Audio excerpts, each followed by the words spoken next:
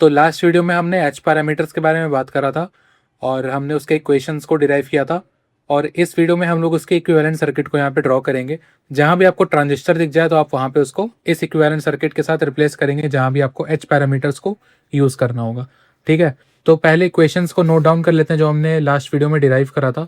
तो पहला इक्वेशन था V1 is equal to H11I1 plus H12 V2।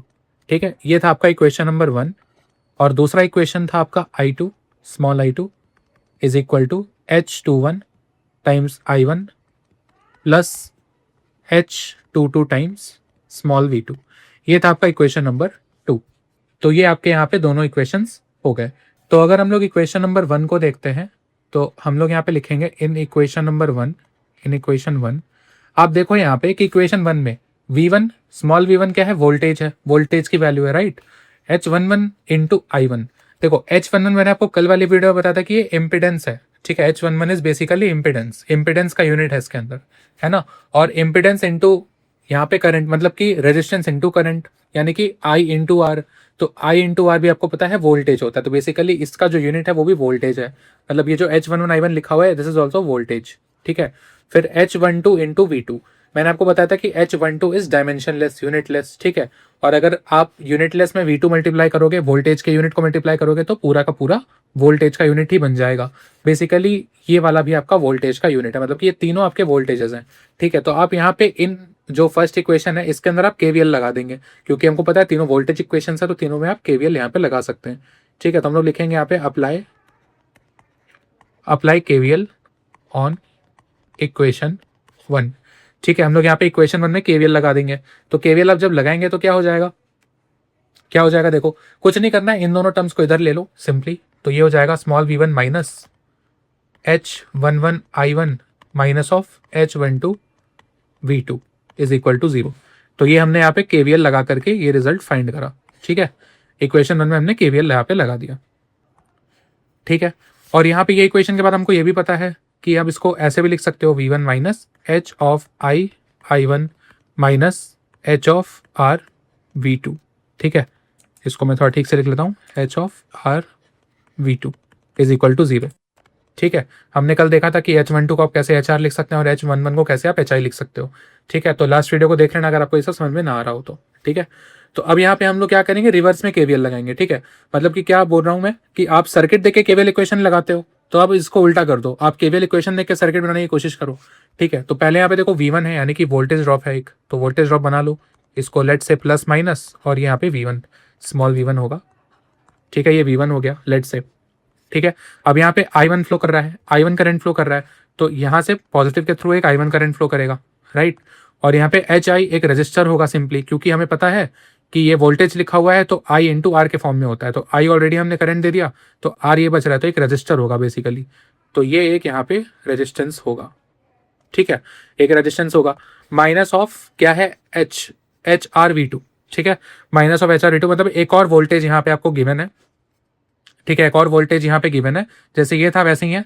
तो यहाँ पे HR इंटू V2 है, तो मतलब ये वोल्टेज का यूनिट है। ठीक है, ये वोल्टेज का अपने आप यूनिट है, तो मतलब यहाँ पे रेजिस्टेंस नहीं होगा, this is a voltage source, ये एक वोल्टेज सोर्स है। ठीक है, ये एक यहाँ पे आपके लिए वोल्टेज सोर्स है। तो वोल्टेज सोर्स को मैं ऐसे बना लेता हूँ, डिपेंडेंट सोर्स, डायमंड शेप में होता है, आपको पता होगा। तो हम लोग यहाँ पे डिपेंडेंट सोर्स बना देंगे। ठीक है, कुछ इस तरह का आपका एक वोल्टेज सोर्स ये है। ठीक है, और यहाँ पे सिंपली क्या है, ये कनेक्टेड है। ठीक है, सिंपली ये कनेक्टेड है आपस में।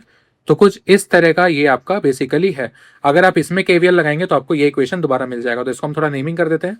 ठीक है, दिस इज योर I1, ये आपका I1 हो जाएगा, और ये आपका HI है जो कि आपका रेजिस्टेंस है। ठीक है, और यहाँ पे ये जो आपका सोर्स होगा this is your HR V2, ये आपका HR V2 है। ठीक है, और ये आप इसको लिख लो यहाँ पे कुछ इस तरह से, AC के लिए हम शो करेंगे इसको, और ये हो जाएगा आपका प्लस माइनस। ठीक है, ये हो जाएगा प्लस माइनस, और ये V1 हो गया आपका। ठीक है, तो ये हो गया आपका यहाँ पे सर्किट कंप्लीट। ठीक है, अब यहाँ पे ये हमारा हाफ सर्किट हुआ है, क्योंकि हम लोग एक इक्वेशन को यूज़ किए, एक और इक्वेशन बचा हुआ है यहाँ पे करंट वाला इक्वेशन, तो उसको भी यूज़ करते हैं। ठीक है, तो मैं यहाँ पे इसको थोड़ा सा डिवाइड कर देता हूँ दो पार्ट्स में। ठीक है, अब यहाँ पे हम लोग दूसरे इक्वेशन के बारे में बात करेंगे। तो यहाँ पे दूसरा इक्वेशन है गाइज यहाँ पे हमारा, ठीक है, in equation number 2, in equation number 2 अब यहाँ पे आप देखो ये करंट्स का इक्वेशन है, ठीक है। करंट का इक्वेशन कैसे है, देखो ये है आपका क्या, ये आपका करंट है I2, इसका यूनिट होगा करंट, ठीक है, I। अब ये जो है आपका, ये जो है आपका H21, H21 इज यूनिटलेस, मैंने बताया था आपको, और यूनिटलेस के साथ यहाँ पे करंट मल्टीप्लाई होते हैं, करंट का पूरा यहाँ पे वैल्यू है, ठीक है। ये भी करंट है, ये भी करंट है। अब यहाँ पे H22 इंटू V2, तो आपको पता है H22 क्या था, एडमिटेंस था, एडमिटेंस था यानी कि I अपॉन V, ठीक है। I अपॉन V को अगर आप फिर V से मल्टीप्लाई करोगे V2 से, तो ये V चला जाएगा, मतलब यहाँ पे ये भी एक करंट का ही इक्वेशन बेसिकली है, ठीक है। तो ये भी एक करंट का ही इक्वेशन है। तो बेसिकली ये जो इक्वेशन नंबर 2 है ये करंट का इक्वेशन है। तो इक्वेशन नंबर 2 में आप क्या करोगे, अप्लाई करंट के लिए कौन सा इक्वेशन अप्लाई करते हैं भाई, KCL अप्लाई करते हैं, तो KCL यहाँ पे आप अप्लाई करेंगे। तो KCL अप्लाई करके सिंपली हम इसको लिख सकते हैं, यहाँ पे चेंज कर दो वैल्यू को, है ना।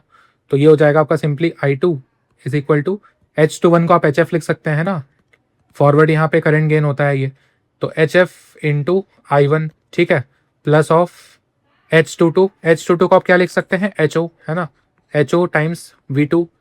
अगर आपको ये नहीं पता चल रहा है तो आप लास्ट वीडियो देख लेना, आपको समझ में आ जाएगा, ठीक है। तो ये हो गया आपका यहाँ पे इक्वेशन। तो इसका हम लोग यूज करके यहाँ पे क्या करेंगे, यहाँ पे सर्किट को ड्रॉ करेंगे। तो सिंपली यहाँ पे क्या है, देखो HF I1 अगेन आपका एक करंट सोर्स होगा, ठीक है। तो यहाँ पे ड्रॉ कर लो इसको, एक करंट सोर्स होगा यहाँ पे, ठीक है। HF I1 सिंपली एक करंट सोर्स होगा कुछ इस तरह से, ठीक है। ये आपका करंट सोर्स हो गया HF I1। और उसके बाद क्या होगा, उसके बाद क्या होगा, HO और V2, ठीक है। तो HO V2 मतलब कि इसके अक्रॉस का पोटेंशियल डिफरेंस है ये।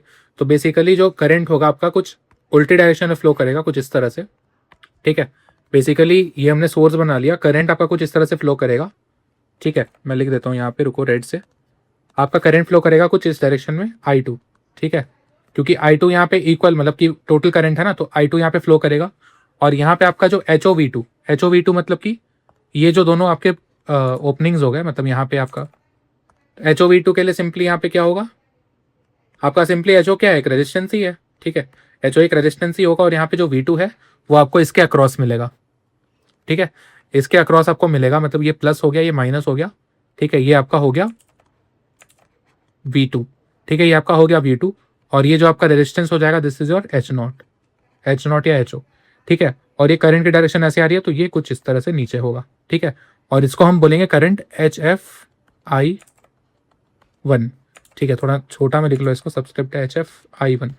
तो ये कुछ सर्किट इस तरह का यहाँ पे दिखने वाला है, ठीक है। अब आपको सिंपल है, कुछ नहीं करना, इन दोनों सर्किट्स को आप कंबाइन कर देंगे, तो आपको यहाँ पे फाइनल इक्विवेलेंट सर्किट मिल जाएगा। तो दोनों को यहाँ पे कंबाइन कर दो।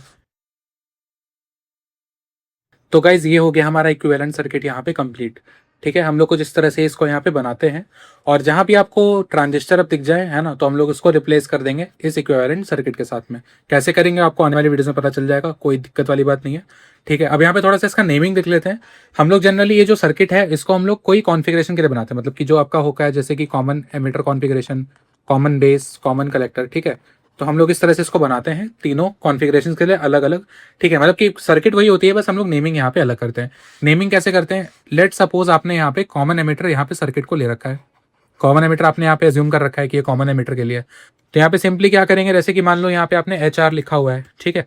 तो HR लिखा हुआ है, तो आप सिंपली HR जिसको लिखे उसको रिप्लेस कर दोगे HR, और यहाँ पे स्मॉल आप E लगा देंगे, ठीक है, कुछ इस तरह से HRE। तो कॉमन एमिटर में कुछ इस तरह से हो जाएगा, HR को HRE लिख देंगे, HO को HOE आप लिख दोगे, ठीक है। HI को HIE आप लिख देंगे, ठीक है। और HF को आप लिखेंगे HFE, ठीक है। कुछ इस तरह से आप लास्ट में, मतलब एमिटर के लिए, जो कॉमन एमिटर के लिए E स्मॉल लगा देंगे लास्ट में, ठीक है। अगर आप यहाँ पे कॉमन कलेक्टर की बात करेंगे, फॉर एग्जाम्पल कॉमन कलेक्टर, तो कॉमन कलेक्टर के लिए क्या होगा, HR जो होगा वो सिंपली हो जाएगा HRC, ठीक है। HO हो जाएगा आपके HOC, ठीक है। HI हो जाएगा HIC, और आपका जो HF होगा वो हो जाएगा HFC। तो कुछ इस तरह से आपको यहाँ पे बस जो नेम है इसको नोमेनक्लेचर ही बोलते हैं, तो इस तरह से आपको यहाँ पे नेमिंग्स को कर देना है। अब जैसे कि इस सर्किट में अगर मैं HRE लिख दिया, इसको मैंने FE लिख दिया और ये लिख दिया, तो ये कॉमन एमिटर के लिए हो गया, ठीक है। सिंपली अगर आप इसको CC लिख देंगे, यहाँ पे ये C हो गया, HFC हो गया, HOC हो गया, तो ये कॉमन कलेक्टर का हो गया, ठीक है। काफ़ी आसान है, तो ये होता है आपका इक्विवेलेंट सर्किट। अब इसको हम लोग यहाँ पे आने वाले वीडियोस में एनालाइज करेंगे।